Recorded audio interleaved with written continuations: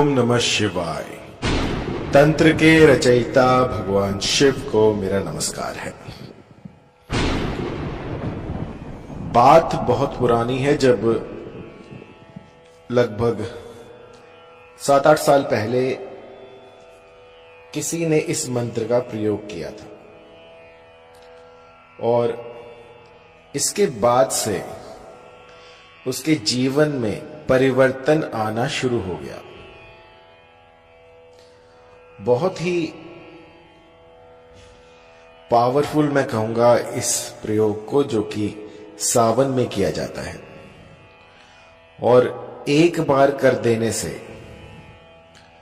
ये आपके साथी को जन्म जन्मांतर के लिए आपके अनुकूल कर देता है।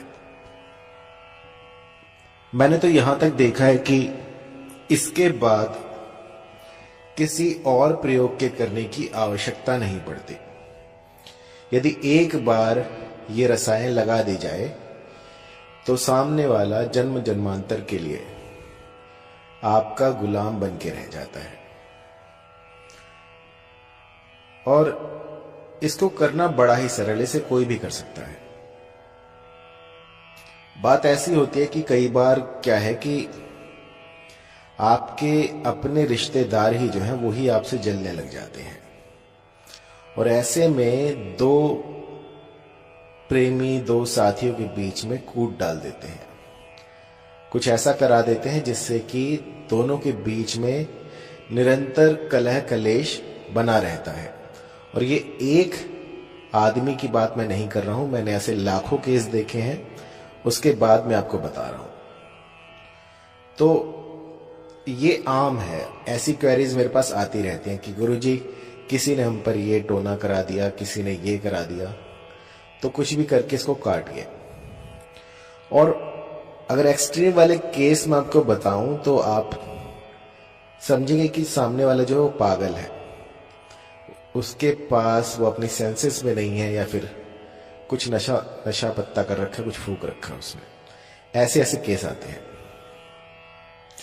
तो एक केस जो था वो बहुत ही अचंभित करने वाला था, वो उसके बारे में आपको बताता हूं। किसी एक व्यक्ति ने मुझे कॉल किया कि गुरुजी आपने ये इस रंग के कपड़े पहने हुए हैं, और फिर मैंने देखा तो मैंने वैसे ही कपड़े पहने हुए थे, लेकिन कोई दूर बैठा हुआ मुझे कैसे देख सकता है, कैसे मेरे कपड़ों का रंग बता सकता है। तो ये विद्या देखकर मैं आश्चर्यचकित रहा कि कोई मुझे ऐसा कैसे बता सकता है। इसके बाद उन्होंने मुझसे दीक्षा ली और जाने अनजाने में उनसे मैंने ये वाली जो विद्या है ये अर्जित कर ली। और यकीन मानिए अब ऐसा हो गया है कि चाहे कितनी ही दूर आदमी बैठा हो, चाहे वो उसके मन में कैसा भी विचार उठ रहा हो, उसके बोलने से पहले ही मुझे पता लग जाता है कि सामने वाला क्या बोलेगा। इसे चाहे मेरी कल्पना शक्ति कहिए, इच्छा शक्ति कहिए, लेकिन अब इतना एक्सपीरियंस हो गया है कि कोई भी जब बात करता है तो उसके सामने वाले का जो मंशा है उसकी मुझे पहले ही पता लग जाती है। तो बस मुद्दे पर आते हैं, मैं बार बार भटक जाता हूं। तो मंत्र ऐसा है कि किसी को भी पल भर में आकर्षित कर दे, और इसमें आपको ज्यादा कुछ तामझाम नहीं करना। बस आपको अभी सावन चले हुए हैं तो सावन में कुछ रसायन बनानी है और इस रसायन का तिलक लगाकर अपने साध्य व्यक्ति के सामने चले जाइए। रसायन में आपको चाहिए होगा मदार। मदार के 2 प्रकार होते हैं, जिसे हम आक कहते हैं, जिसके पत्तों में से अगर आप उसे तोड़े तो दूध निकलता है सफेद रंग का। तो मदार का पेड़ आप ढूंढ लीजिए कहीं पर, उसके पत्ते पर आपको क्लीम लिखना है। क्लीम लिखकर जो भी आपकी कामना हो वो उस पत्ते पर आप कह दीजिए और इसके बाद अम्रबेल से उसको लपेट दीजिए।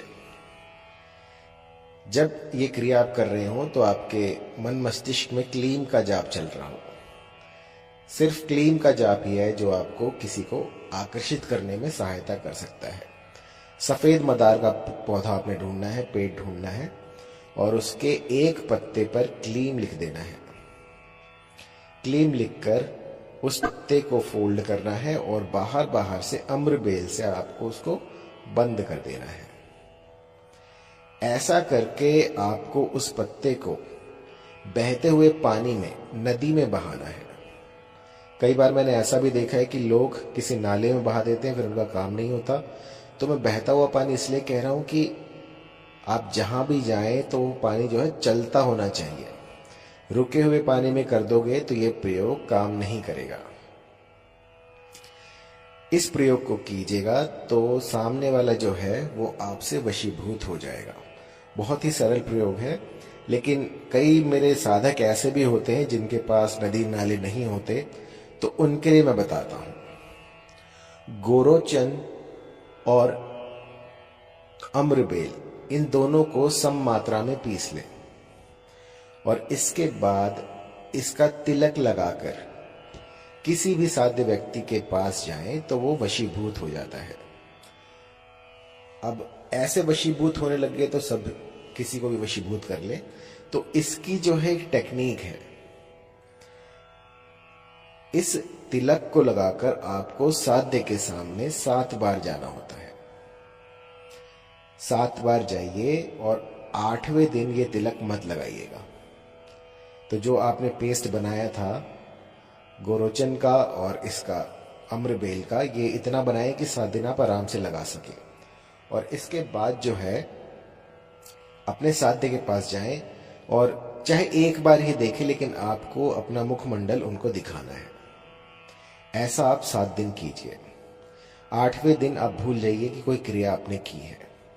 और मेरा यकीन मानिए 1 हफ्ते के भीतर भीतर वो जो भी साध्य व्यक्ति होगा, चाहे स्त्री हो या पुरुष, वो बस आप ही के प्यार में डोलती फिरेगी।